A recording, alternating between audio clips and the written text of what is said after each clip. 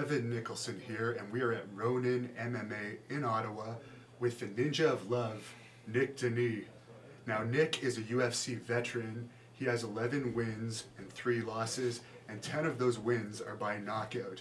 And what I want to ask you about first is one of the most impressive knockouts I've ever seen, and you actually won Knockout of the Night for it in UFC, $50,000, was in your UFC debut. So do you want to tell us about that knockout and how it felt to make such an impressive debut and such an impressive impact? Sure. I mean, it was my first fight in the UFC. It was against Joseph Sandoval at 135, and he was a southpaw, and I was planning on just striking a bit to get him thinking about striking, because he was mostly a striker, and I'm mostly a striker, at least known for it. And then the plan was to take him down and then submit him, because he seemed to have a really weak, or at least not as good ground game as a stand-up.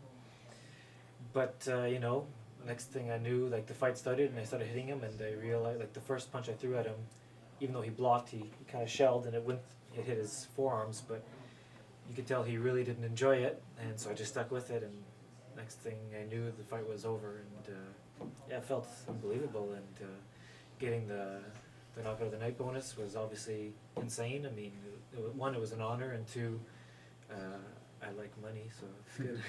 And that knockout made the highlight reels of all the sports news shows that night.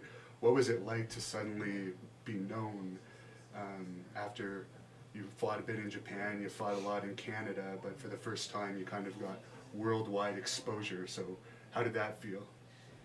In terms of like that kind of feeling, the only thing I can relate to is like just getting the UFC contract. And that meant to me like acknowledgement of my hard work, I guess. And all my hard work has gone somewhere. So that's the only thing I can comment in that realm of getting acknowledgement or being noticed. But I mean, it was nice. People reach out to me saying, "Hey, nice knockout, great fight. Looking forward to seeing you fight again." That felt good. And you have a degree in biochemistry. How did you end up becoming a fighter when you would assume that you might want to go into science? Fighting is quite a lot different. It's certainly a lot more barbaric than chemistry. Yeah, it's very different than pipetting stuff and mixing solutions. Well, I guess at one point in time I had 2 passions in my life. I had science. I fell in love with science, and then there was training. And at that point I hadn't fought yet. Like, I was still training, doing amateur jiu-jitsu tournaments, stuff like that. And then I started fighting. I started fighting after I graduated, and I started grad school in biochemistry. So I was doing both at the same time. And at that point I had like 2 passions, and then eventually just one passion won out, and that was fighting. It seemed weird for other people, like you do lab experiments and you're doing science and you're using your mind, and then you're doing something so physical and, like you said, barbaric, and it is barbaric. Like, how does that make sense? But fighting is although it is very barbaric, it's like smart. There's a science to it. There is a science to it. It's very intelligent. The people that are the best fighters are smart. They're super smart. You have to be able to understand technique, understand the situations you're in, and just be very analytical. So they're not mutually exclusive, that's for sure. Now, you shocked the world when you retired from fighting and gave up. You still had 3 fights left on your UFC contract. You want to explain to everyone exactly why you decided to retire just as your career was really starting to take off? Yeah. I mean, I guess it all started, my first loss in Japan. It was I got knocked out. It was pretty brutal.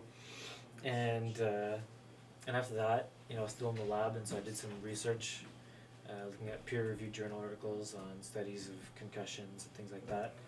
And then I dug up some papers that were on subconcussive trauma. It was mostly on football players, and pretty much it showed like the brains of these men who had never suffered a concussion in their life, 10 or 20 or 30 years down the line, the morphology of their brain was that of someone who had like advanced stages of neurodegenerative disorders. And it was really shocking and really severe. And so, I always had this idea that if I suffered one more concussion, whether it was in training, whether it was outside of I bumped my head on something and I knocked myself out, or in a fight, I'd call it quits. And then, I started doing some thinking, basically, after my last fight, I broke my orbital, and so I couldn't train, so I went on a trip to Israel with my buddy, and we were talking about concussions, and then I just kept thinking about it once I got home. And it's kind of silly because, I've always thought I would like, in a perfect world, I'd get one more concussion, like I'd get knocked out. So I know I suffered a concussion, I know I could quit. But what if I keep fighting up until I'm 45 or I'm 92 and I'm fighting at I'm 50 or whatever, and I never get knocked out again, and I never suffer a concussion, but I just keep adding up and accumulating all this subconcussive traumas. That would probably, I would guess that would probably be worse than me than if I got one more, like if tomorrow I suffered a concussion, or 20 years of fighting and being in wars, never getting the concussion but getting all this subconcussive trauma. It'd be probably, arguably, be much worse. So in other words, the little hits are almost just as dangerous as the big hits. Yeah, they add up, right? They add up. It's not like concussion and anything below it doesn't cause any damage. No, it causes damage, and it can add up. It can add up. And so I realized my rule of just one more concussion, that's it, was kind of arbitrary and didn't really have any meaning. Now, you were training at TriStar Gym in Montreal, which is where a lot of UFC fighters train, and George St. Pierre trained. I was lucky enough, I got to train with the same wrestling club in Montreal as George St. Pierre, and I always found him to be extremely classy guy and a very impressive athlete. What was it like training at TriStar with all those highly competitive fighters? It's really unique. It's really special. It was a great experience. Everyone there is great. I mean, Faraz is great. The coaches are great. I also did boxing at Grandbrother Boxing, and Howard Grant was my coach, and he's unbelievable. Kurash was my Muay Thai coach. Great training partners, great coaches.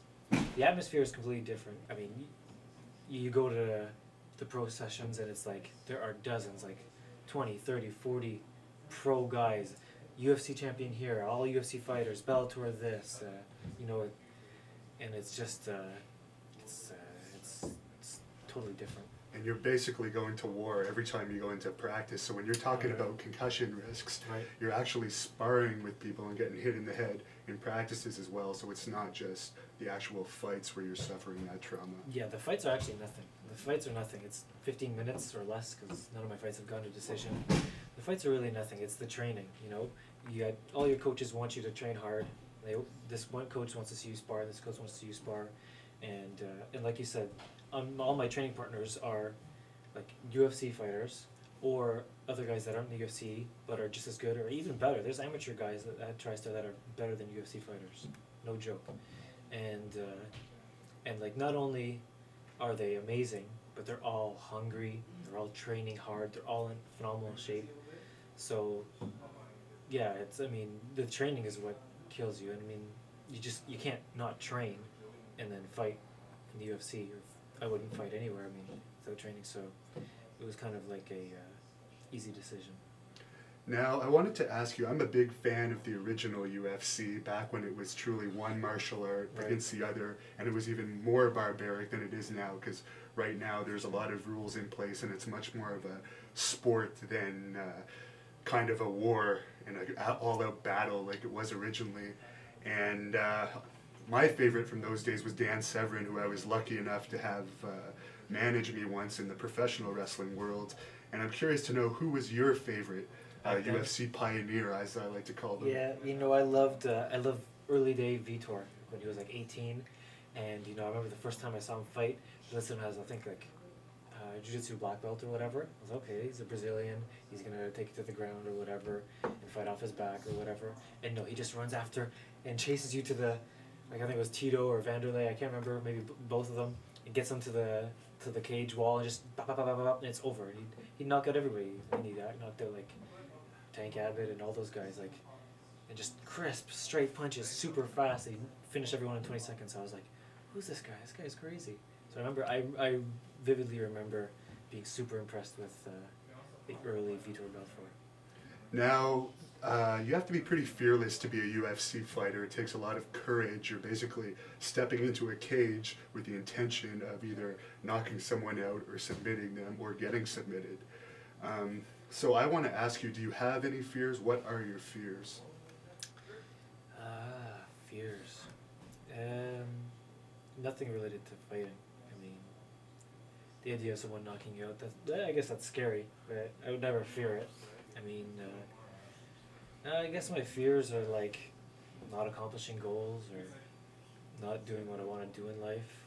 So finally, now that you're retired from UFC competition, I know that you're still training here at Ronin MMA in Ottawa, but what I want to know is, where do you see yourself 5 years from now? Are you going to be completely separated from MMA and onto something else, or are you still going to have your nose in the business a little bit? That's a good question. I have no idea. I see myself being somewhat of a hermit, living in the middle of nowhere, and still wanting to be physically active. I mean, being physically active is a big part of my life, and being healthy.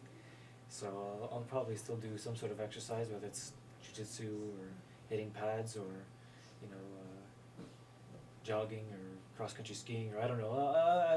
I guess I want to just expand my horizons, and I'd have nothing against keep training, especially with my friends. You know, I love my friends, so who knows? I have no idea. Well, thank you very much, Nick, for talking to us. Very interesting to hear the reason for your retirement. You heard it from Nick Denis, the Ninja of Love. See you next time.